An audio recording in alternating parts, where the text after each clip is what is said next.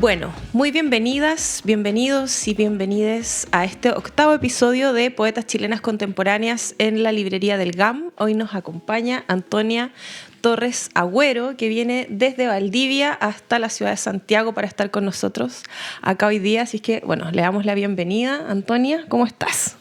Hola, Naomi, muy buenos días. Efectivamente vengo llegando, bajándome del tren. No del tren porque ya no se viene en tren, pero vengo bajándome del bus y vine especialmente por esta invitación. Aprovecho de agradecerte y de felicitar la iniciativa.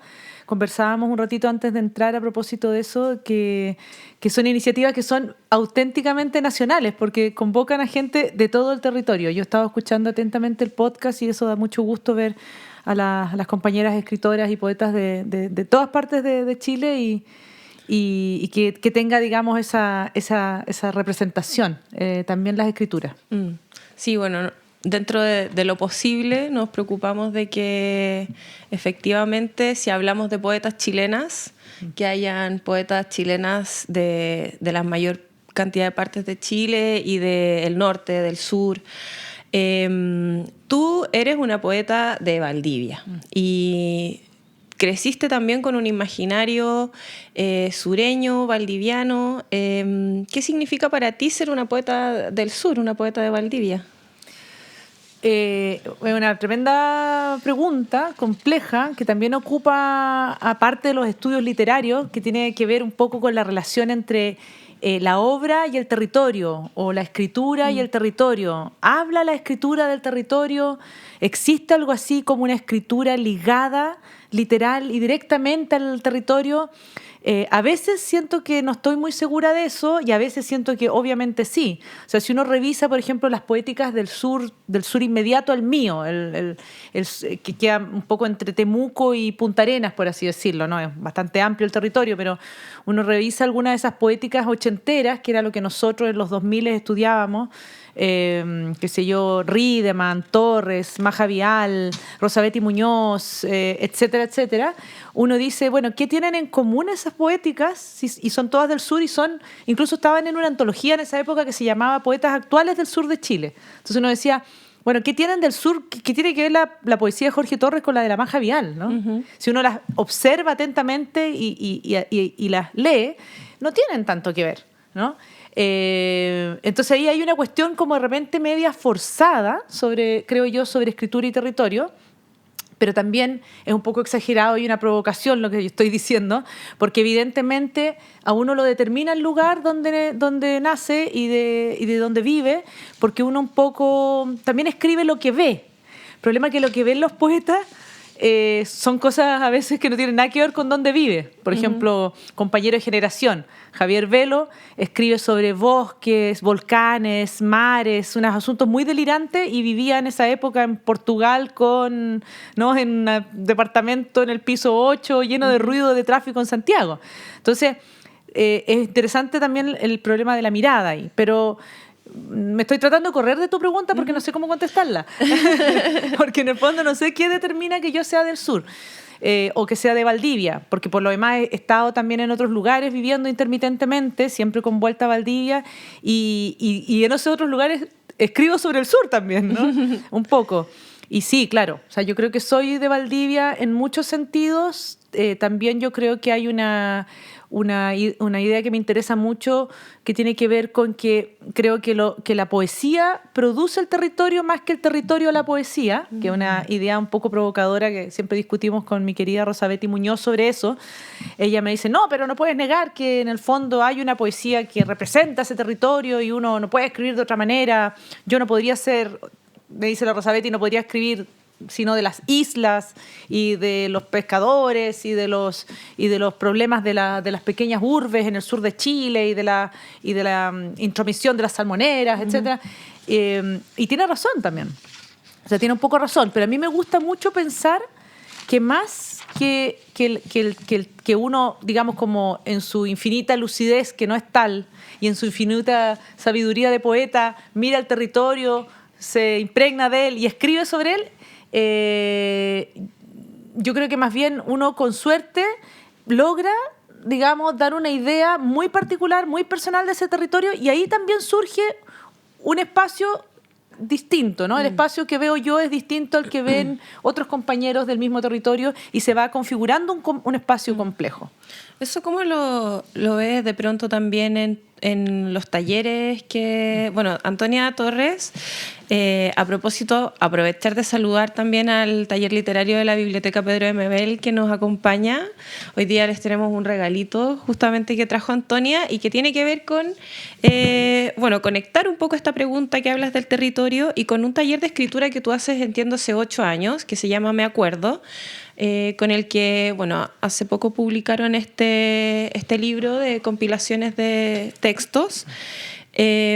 ¿Cómo ves tú eso reflejado también en ese impacto, ¿no? De agitar escritura en un taller que se da de manera, ahora ya presencial, porque pasó la pandemia, de dónde vienen las personas que participan en tu taller, por qué haces este taller, qué te ha enseñado, y por qué para ti es fundamental compartir estos espacios de habitar la palabra, la poesía?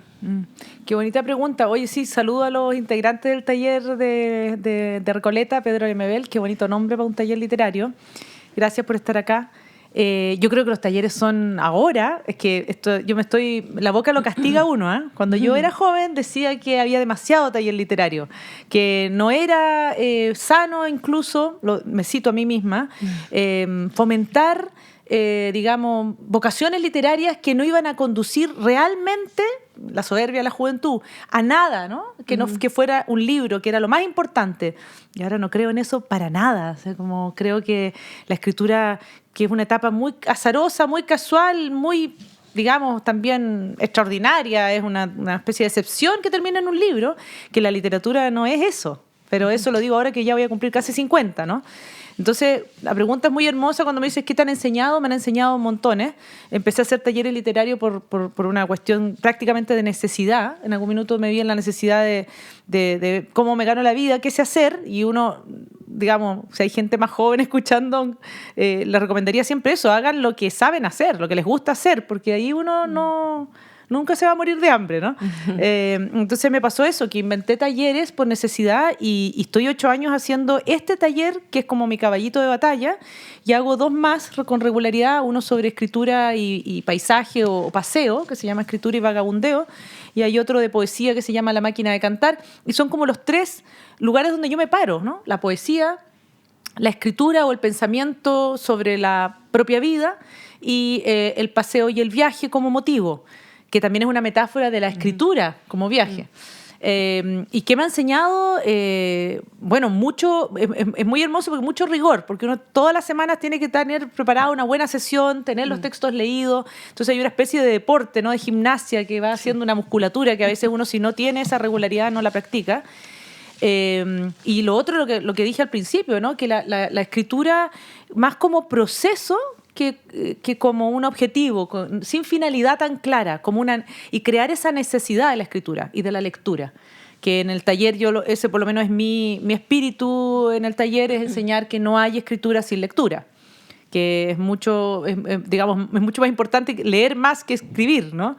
Entonces me pasa eso con los talleres, que son una instancia muy hermosa en donde vuelvo a revisitar los textos clásicos que he leído hace años, que vengo leyendo hace décadas en algunos casos, y que los textos clásicos, no solo lo de los talleristas, que además demuestran su alto rendimiento estético e intelectual, porque uno de nuevo voy a hacer el taller Me Acuerdo, de nuevo vamos a leer esto de La Marosa di Giorgio, de Adolfo Kuv, de Pessoa, y voy a los textos y digo, qué increíble, me vuelvo a entusiasmar y lo estoy leyendo 3 veces al año desde hace 8 años. Entonces eso demuestra que el texto literario es como una especie de evangelio, si se quiere, y que se me perdone la comparación religiosa, si alguien tiene problemas con eso, pero es hermoso esa idea de que están dando todo el rato, te están diciendo algo, ¿no? Que tiene mucho rendimiento. Entonces no podría seguir hablando, pero sé que quieres preguntarme otras cosas. Los talleres son de las cosas importantes que me han pasado en la vida. Sí, tengo muchas preguntas. Vamos a ir ahí vagabundeando por mis preguntas justamente. La idea obviamente no es seguir mi pauta, sino escucharte. Me llama la atención, bueno, primero me parece súper importante que uno pueda no estar de acuerdo con lo que dijo, ¿no? Sí. Y tener la valentía de reconocer que si en algún momento tuvo una postura y después la experiencia te enseña otra cosa, decir, bueno, ahora pienso totalmente distinto. Porque claro, los espacios de los talleres literarios no necesariamente tienen que conducir a la publicación de un libro, a la publicación de un texto. Uno puede simplemente tener un gusto por la escritura y estar cultivando cosas que nunca se publican de manera formal, y eso también tiene una belleza, siento yo. Como, en ese sentido, ¿qué es lo que tú fomentas? ¿Qué es lo que promueves? ¿Qué es lo que tratas de estimular en las personas que van a tus talleres literarios? ¿Cómo haces que, por ejemplo, gente que quizás no ha tenido antes contacto con su propia escritura, conecte con lo esencial del oficio, de la pasión por escribir? No sé, ¿cómo lo ves tú eso? Sí, súper lindo también lo que dijiste en tu pregunta, que ya hay un asunto ahí que es la inutilidad aparente que tiene el objeto artístico y la creación, y que eso lo hace más hermoso, ¿no? Creo que Oscar Wilde dice por ahí en el prólogo al retrato de Dorian Gray, que dice que la única razón para perdonar a un artista para que ame lo que hace o lo que hizo es que sepa que es completamente inútil, ¿no? Entonces hay un misterio en esa inutilidad, porque efectivamente la creación en general y la escritura también está en ese campo, tienen una cuestión media misteriosa que la hacemos gratuitamente, porque algo sobra en el mundo, en el sentido del utilitarismo, ¿no? Que sobra, que lo podemos arrojar ahí y que no sabemos bien qué es, ¿no? Y que no lo entendemos y que escapa de la lógica del día a día positivo, tradicional, moderno, de la lógica de la filosofía modernista, ¿no? Como del funcional, ¿no? Entonces, muy hermoso eso que estás diciendo. Y en ese sentido, sí, pues los talleres tienen un poco el espíritu de dejar instalado unas ciertas como metodologías, tips, consejos, maneras, costumbres, para que nadie deje de escribir nunca toda la vida, ¿no? Porque el me acuerdo en ese sentido es muy importante, porque tiene como pie forzado un texto maravilloso de Joe Brainard, que es el me acuerdo, que es una especie de autorretrato verbal, en donde en el fondo cualquiera puede hacer un me acuerdo. Cualquiera puede hacer 200 páginas de me acuerdo, que son básicamente un listado de cosas absurdas, banales, aparentemente inoficiosas, arbitrarias, que uno recuerda y que tienen una belleza por ese simple hecho, por ser tu recuerdo y porque, ¿no? Recuerdo el caramelo naranjo que me comía después del colegio, ¿no? Recuerdo, y a veces hay unos recuerdos más elaborados y más largos, pero siempre son cosas muy sencillas. Entonces esa es una primera lección del taller, ¿no? Que se puede hacer arte y se puede hacer literatura con elementos de la vida diaria y con elementos de la vida, de la propia memoria. Y lo otro, tratando de ser breve, ¿no? Es el asunto de la mirada, que es una cuestión que yo creo que me la enseñó la poesía, que en el fondo el interés artístico sobre el mundo, y de eso hablo un poco en Los detalles del mundo, en el libro que voy a leer un par de poemas acá, es en el fondo saber ver los detalles del mundo, ¿no? Como es un problema de mirada. El arte y la creación son un problema de mirada. Está ahí todo el rato, en todas partes, ¿no? Es como que el paisaje o te dijeran así como, léeme, ¿no? Aquí hay algo. Y de repente uno tiene intuiciones, ¿no? Va en la micro, va pasando y hay algo que ve y dice, ay, como que pasó algo, ¿no? Esa es una cuestión que uno cultiva en los talleres y lo aprende también en la creación, pero tiene que crear la situación, po. Cuando estamos en el día a día y pensando en que tengo que ir a hacer la cazuela y que tengo que pagar una cuenta, que se te olvidan esas cosas y no te detienes a mirar los detalles del mundo. Qué bonito. Me interesa saber cómo fue que decidiste o te diste cuenta que te ibas a dedicar a la escritura. Entiendo que la figura de tu padre es súper importante. ¿Sientes que estabas de alguna manera destinada a dedicarte a la escritura? ¿Era un camino un poco medio que estaba ahí trazado? ¿A qué edad te diste cuenta? ¿Comenzaste también bastante joven a participar de talleres? ¿Cómo fue tu recorrido con la escritura hasta dedicarte de manera profesional, digamos? Si es que se puede decir que la escritura hay algo así como una carrera profesional. Claro.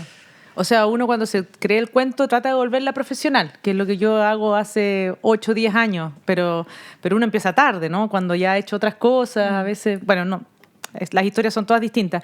Pero sí, de eso hablo mucho en este libro, este librito que se llama Libros Marcados, que es una novela biográfica en donde hablo de la vocación literaria propia, pero también a la luz y a la sombra de la figura paterna, que mi padre, Jorge Torres Ulloa, también era escritor y poeta en Valdivia, en dictadura, provincia, en un mundo muy distinto al de hoy, ¿no? Mucho más masculinizado el campo literario, ¿no? En muchos sentidos. O masculino más que masculinizado. Entonces era un mundo de hombres, tierra de hombres. Y entonces había una fascinación y a la vez una especie de rabia, ¿no? De estar y no estar invitada a esa fiesta, ¿no? Que también aparece, o intento yo dar cuenta de eso.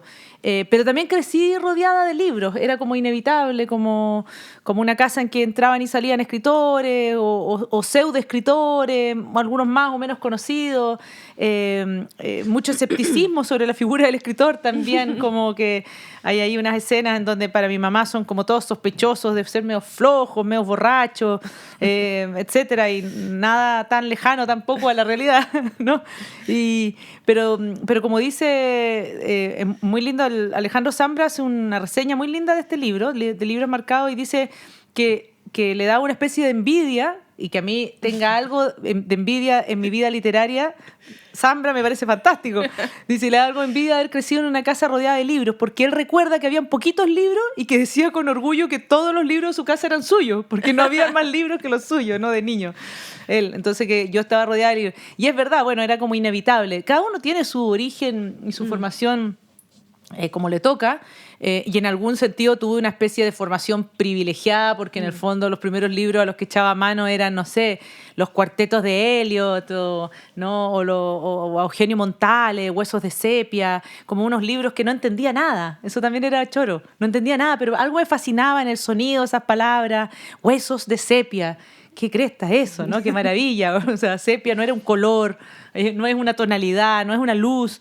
Entonces, también esa fascinación por el misterio del lenguaje. Como, aquí, ¿qué dice? Y puesto así tan en raro. Entonces, claro, tuve esa suerte, pero que también puede tener la cara anversa, que es como, es un campo duro, a ver, trata de entrar, claro. O ya, se acabó la fiesta, las niñitas y las mujeres se van de aquí, que también hablo un poco de eso en el libro, ¿no? ¿Y alguna anécdota? Bueno, en el libro hay varias. Si te contara. Bueno, hay una que a propósito de lo que estábamos hablando en el libro, que es interesante, que la cuento mucho más románticamente, pero básicamente fuimos con un taller literario del colegio que dirigía un profesor que era muy querido, muy admirado en ese entonces, y después cayó en desgracia, digamos, estaba bastante funado, que llegó a ser profesor universitario y una alta autoridad incluso de la Universidad Austral. Ya, me está castigando aquí, no voy a hablar más.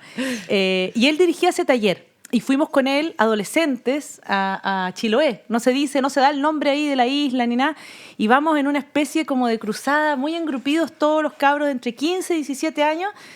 Y sentimos, después de una lectura maravillosa con otros jóvenes de nuestra misma edad, de otros liceos de la ciudad, y creo que era Ancud, si no me equivoco, después de cruzar en primavera la isla preciosa, y sentimos que realmente como que vibramos de pronto, una sensación muy también media religiosa, ¿no? De comunidad, de que vibramos todos en un mismo tono, y queremos ir a celebrar después de la lectura. O sea, todas las lecturas habían sido maravillosas, y éramos, claro, 3 mujeres, 4 hombres de Valdivia, algo así. Y salimos todos triunfantes a las calles como en una especie de gira de estudio, ¿no? Exultante, y de pronto nos damos cuenta que las mujeres no estamos incluidas en las fiestas. ¡Ay, no! Claro, entonces nos dan a entender de distintas maneras, muy a la chilena, nada directo, como que no van ustedes a la fiesta, y nosotros estábamos así, vamos a comprar unas cervezas y a celebrar, y ya no, y hasta que al final soy yo la más puntuda, pero ¿por qué no? No, basta, para la casa, ¿no? Y fue como, claro, cuando uno está ardiendo, el espíritu arde y necesitas quemar algo, ¿no?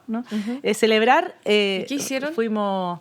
Nada, o sea, el relato termina así también en el libro, porque probablemente nos quedamos enrabiadísima, pelándolos a los hombres y enojada, digamos. No recuerdo qué hicimos, pero probablemente no pudimos hacer nada. Cosa que es muy, ¿no? Como dicen los españoles, y que se me perdone la expresión grosera, un mal follón, ¿no? Como que estás como empezando todo bien y de pronto, no. Claro. Todo es horrible. Para ir un poco hacia como lugares más, algunos pliegues de tu escritura, bueno, tengo acá un libro que a mí me gusta mucho, que es Las secretas costumbres, que, bueno, primero agradecerle a Antonia que nosotras nos conocimos en un taller literario con Verónica Jiménez, que fue la que estuvo en el primer episodio. Una poeta muy querida e importante. Sí, y bueno, ahí nos conocimos con Antonia por Zoom, obviamente, como se conocía a toda la gente en ese tiempo, y ella tuvo un gesto muy bonito que me mandó su libro desde Valdivia, dedicado y todo, entonces fue muy especial ese gesto, yo lo aprecio todavía mucho, esa generosidad y ese desinterés, porque no tenía ninguna, en el fondo, como... estrategia de nada, claro, era como solo compartir de manera muy generosa su trabajo. Bueno, y tiene unos poemas impresionantes, muy buenos, y toca muchas cosas que me llaman la atención. Particularmente hay un poema y hay un concepto que me gustaría del que pudiéramos hablar, que en Notas para el Reencuentro hablas de el viento literario. Y cito, un viento que trae pastosas canciones, un viento literario, por cierto, lo desordena todo. Yo creo que quienes escribimos o nos acercamos a la escritura podemos saber, o quizás creemos que podemos saber a qué te refieres con esta idea del viento literario y que lo desordena todo, que trae algo ahí con el caos y con algo sensorial también.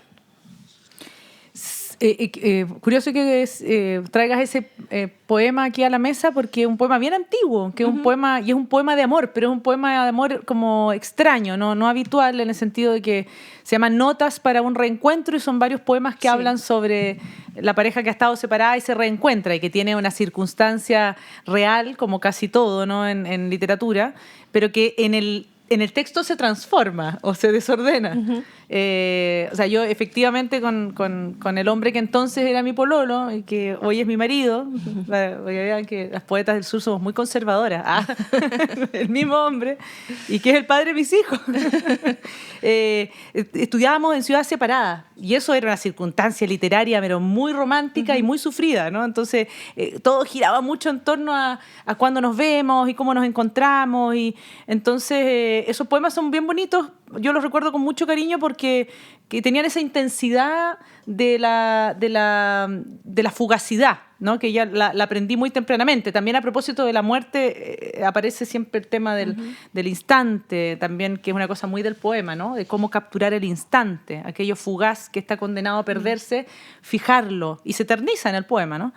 Y la pregunta sobre el viento literario, ahí sí que es difícil, uno no puede explicar sus propios versos, uno siempre dice, ahí para eso está el poema, ¿no? Claro. Porque en el fondo a veces uno no sabe lo que quiso decir exactamente, ¿no? El poema es una experiencia de lenguaje, repito yo siempre.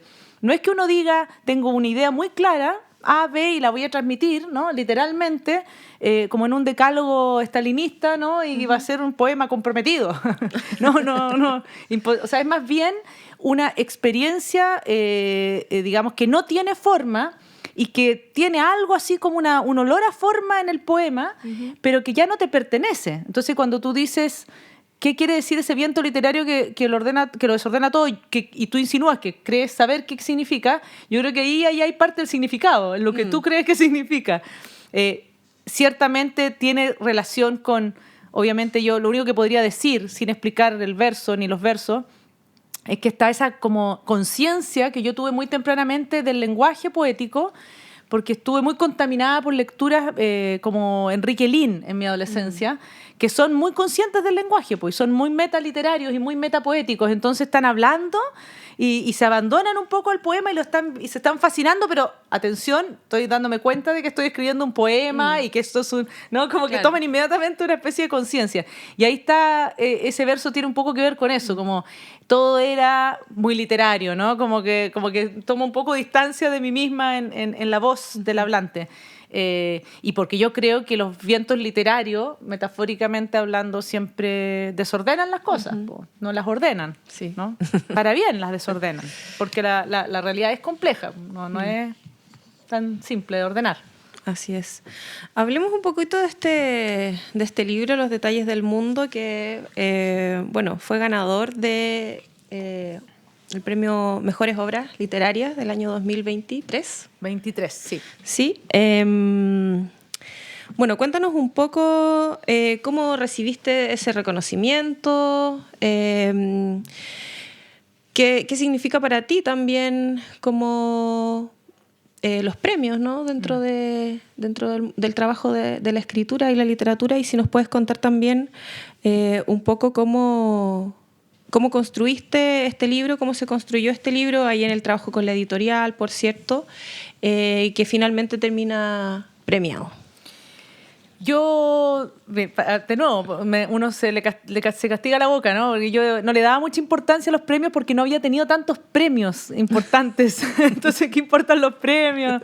Había tenido becas, por ejemplo, becas de estudio, becas de escritura, pero no había tenido premios literarios. Entonces, como que daban lo mismo. Y cuando recibí este premio me pareció estupendo, que era un premio muy importante, y empecé a fijarme quiénes se lo habían ganado antes. Esas cosas que uno, le pasan porque es el ego también que está inmiscuido.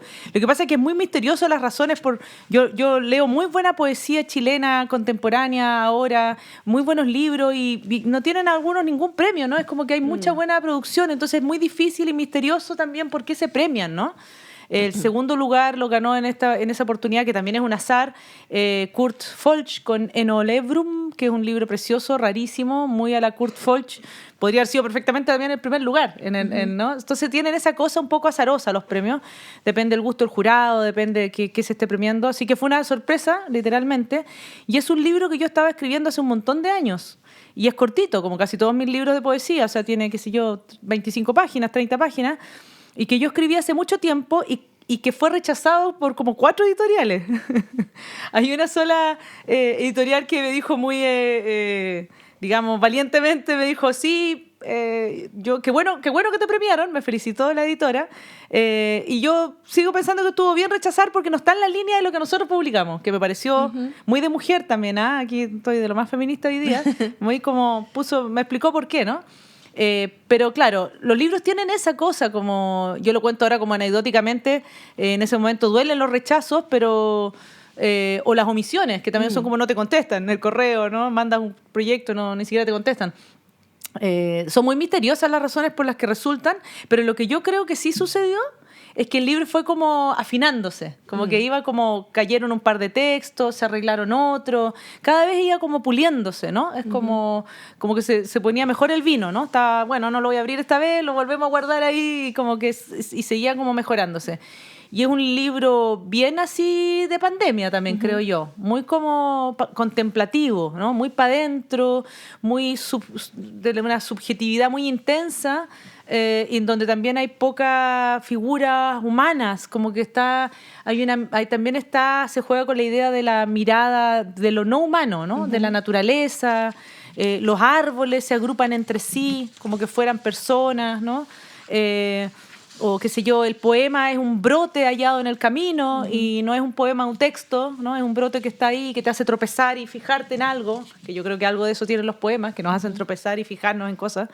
Entonces tiene esa cosa como bien pandémica.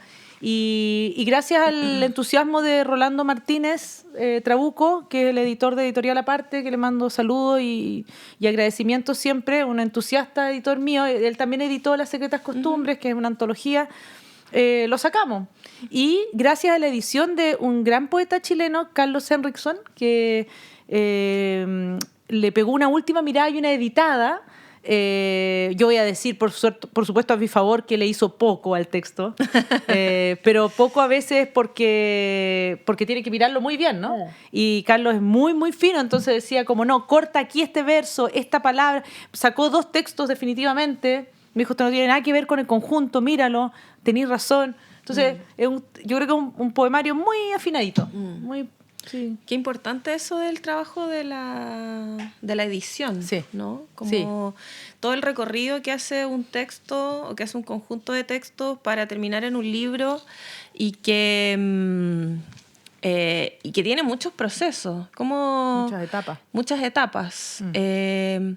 ¿Cómo te relacionas tú con estas etapas de los procesos de escritura, desde que un texto emerge o sale o se te ocurre hasta que empieza a conformarse una especie de conjunto, que tú te das cuenta que, bueno, por acá hay un hilo y quizás esto se puede publicar? ¿Cuál es para ti tu experiencia en ese trayecto?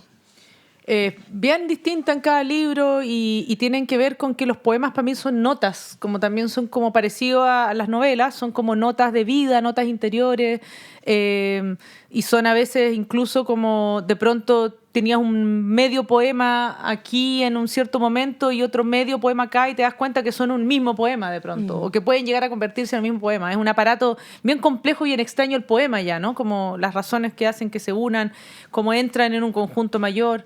Y las etapas rarísimas, porque en el fondo de pronto tú, cuando ya tengo 10 poemas, me empiezo a dar cuenta de que parece que hay un libro y que más o menos versa de algo parecido, ¿no? En esto, como decía, está mucho la contemplación, la cosa pandémica del tiempo dilatado también, esta obligatoriedad de mirarnos tanto para adentro también me hacía mirar mucho la naturaleza con mucha saciedad, como mucha ansiedad de necesito saciarme de la afuera porque me tiene chata la adentro, ¿no? También tenía esa dimensión, entonces en esa oscilación y de pronto yo creo que lo que pasa es que, claro, ves como 10 que van por una línea, en mi caso, y dices, bueno, aquí hay algo y este tema lo quiero desarrollar, pero recién... yo personalmente no me programo mucho, ¿no? No es que yo esté diciendo voy a escribir un libro sobre tal cosa. Entonces pues, están ahí un poco, son notas.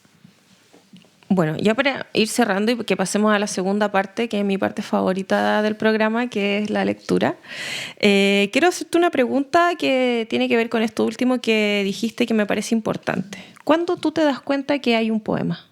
¡Ay, qué difícil la pregunta! Es como cuando uno se da cuenta como que le gusta a alguien, así. Como que es como, ay, parece que como que te cae la chaucha. Un poco eso. Claro, como...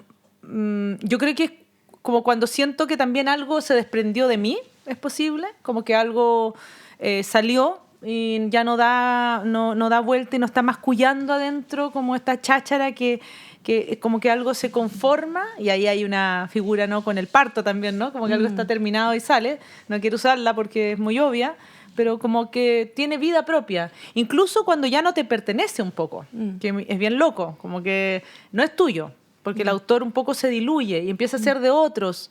Y se confirma cuando tú escuchas a alguien que te dice, oye, leí tu poema tal y cual y me encantó y me hizo mucho sentido porque yo estaba pasando por tal momento y entonces el poema ya no es tuyo realmente, ¿no? Está funcionando en otras personas. Yo creo que ese es el momento, creo. Tampoco estoy... Y cuando se publica, por fin, porque ya no hay más corrección que hacer.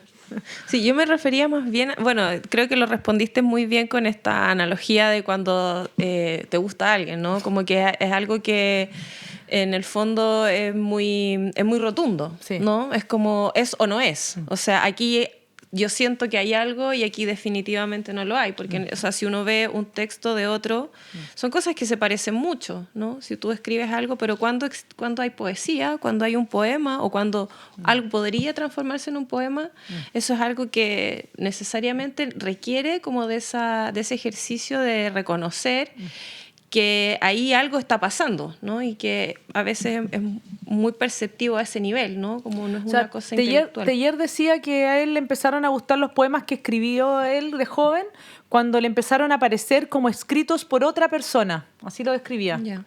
Y también está ese desprendimiento ahí, como ya no es tuyo en el fondo. Es como que lo hubiera escrito otro. Te sorprende de esa manera. O sea, cobra vida propia como un artefacto inteligente casi, como un aparato que funciona autónomamente de un supuesto autor, ¿no? Esa idea de Teillier me gusta mucho. También decía que un poema, y esto también es lindo, era un mensaje escrito, metido dentro de una botella y tirado al mar al azar de dónde va a llegar. Que como un poema tiene esa cosa, esa dimensión como misteriosa que no sabes quién lo va a leer, ni a dónde va a llegar, ni qué va a pasar.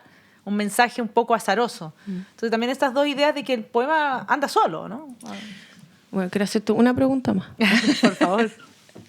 ¿Por qué tú crees que es importante escribir poesía? ¿Por qué para ti es importante la poesía? Yo creo que para cualquiera que la escribe, y sobre todo para los que la leemos, pues yo la leo con muchísimo placer, es porque te sitúa y te recuerda que hay un modo otro. Es como un problema de mirada, como decía al principio, ¿no? Como que te pone en un modo en que la realidad se te revela de una manera distinta, una manera más hermosa, en el sentido no de belleza tradicional, sino que más reveladora, más compleja, más luminosa, más llena de intersticios que no conoces, más infinita, como que el espacio se ampliara, ¿no? Se complejizara. Entonces creo que a mí me pasa que escribo porque estoy pispando que hay algo que necesito decir de la manera, con la limitada herramienta que es el lenguaje, de la manera más fidedigna, que no lo logras, pero quieres recrear esa atmósfera, esa sensación, ese momento, ese recuerdo, y sabes que es muy complejo. Entonces la poesía te permite eso, ¿no? Como que no es un ensayo, no es un paper, no es una crónica, te permite como esa especie de como capturar esa complejidad y esos matices que no permite el lenguaje tradicional. Claro, desde la libertad y que la poesía en el fondo lo resiste todo también. Claro, sin reglas un poco. Sin reglas. Aunque tiene sus reglas internas. Claro. Pero que se sin obedece a sí misma nomás. Exacto. Bueno, muchas gracias Antonia Torres por todo lo que nos has compartido. Llegó el momento de la lectura. Así es que bueno, dejo con ustedes a Antonia acá en Poetas Chilenas Contemporáneas en la librería del GAM. ¿Con qué vas a partir? Muchas gracias a ti. No sé, voy a partir con un par de poemas. O sea, yo creo que, no sé, 2 poemas será bien, ¿o no? ¿Será prudente? Unos 3, 4. Ahí voy a partir con un poema que tiene que ver... a ver, no sé bien.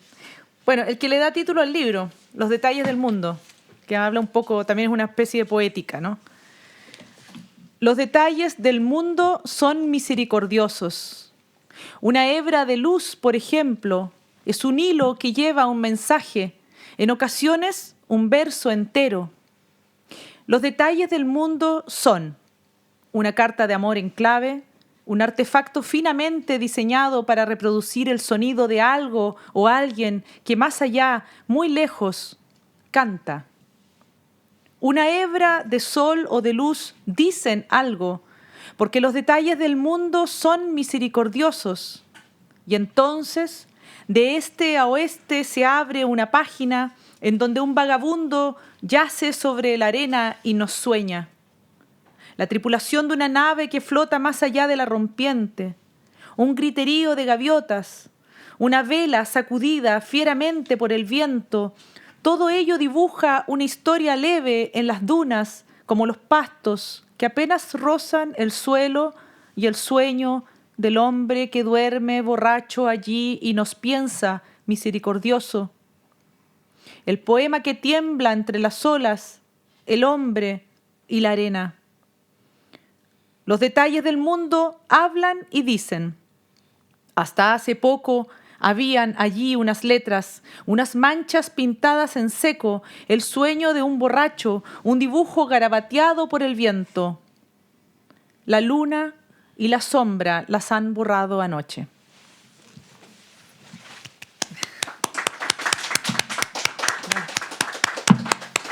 No es necesario que aplaudan, pero gracias. Este es un poema que me gusta mucho, le gusta a mi hija Amparo, que está aquí, así que lo voy a leer por ella. Pienso en mi corazón, pienso en él y temo que al hacerlo se detenga o se descompase. Pienso en él como un animalillo recién nacido, tibio y tembloroso a la vez que vigoroso y seguro. Lo pienso e imagino detenidamente. Es rosado, casi rojo y huele bien. Es húmedo y perfectamente regular. Un niño en su cuna, de un peso como la plomada que se sumerge en el estero. Todo lo que apunta y describe es profundo, y bajo su lecho el espacio es infinito. Pienso en mi corazón y me estremezco. Pienso en su edad indeterminada, más joven que yo, sin duda. Un perfecto extraño en mi cuerpo, un extranjero amable. Pienso en mi corazón, en cómo yace en su cuenca un molusco flotando en su cáscara, un hombre cansado remojando en el agua tibia de la tina. Pienso en la médula, pienso en el meollo, pienso en el narrador que arde, aquí, justo, en el medio, quema, se interrumpe y de pronto calla.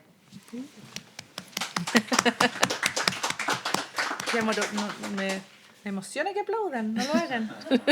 Voy a leer de otro libro, parece algo, para terminar, de Umzuk, que es un libro que quiero mucho, que es el único libro mío que se ha reeditado de poesía, digamos, bueno, y de cualquier libro, y lo hizo la querida Gladys González, de Ediciones El Cardo, que nos vamos, Libros del Cardo, y voy a ver...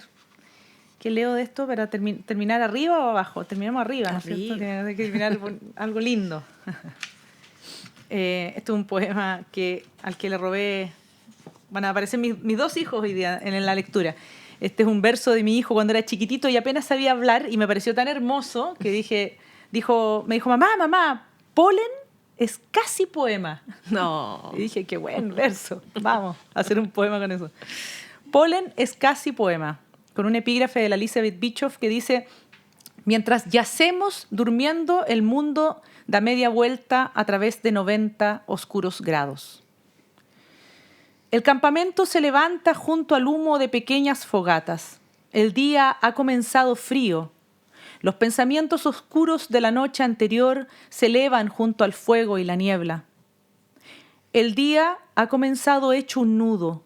Los fibrosos rayos de sol lo han desatado, lo han desmenuzado como a un trozo de carne que queda abierta y puesta allí, un recuerdo, una merienda, sobre una mesa gris y lavada por la lluvia. El día ha comenzado húmedo, un gallo lo ha desentumido con su plegaria. Hay unos muchachos sagradamente fuertes, saltan como bestias al agua. Unos púberes oscuramente bellos y salvajes. Sus gritos alarman a la pequeña población, sobresaltan el descanso burgués. Sus ritos bautismales, sus cantos ilegibles han tronchado el día, lo han partido en dos. Vienen de las montañas, de río arriba, vienen de regiones inciertas a mediodía. Han encapotado el sosiego del vecindario, el solaz de los justos. El día comenzó frío. Unos niños lo han abierto y lo han cubierto de polen. Muchas gracias.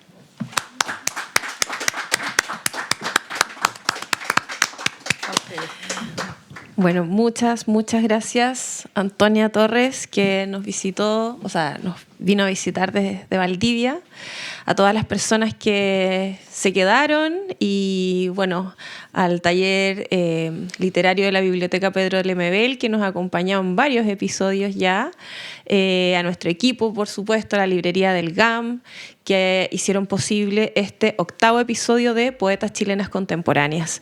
Así es que, bueno, muchas gracias, nos vemos para la próxima y pasen a buscar su regalo, este librito que nos trajo Antonia de sus talleres. Me acuerdo. De su taller, me acuerdo. Gracias. Muchas gracias.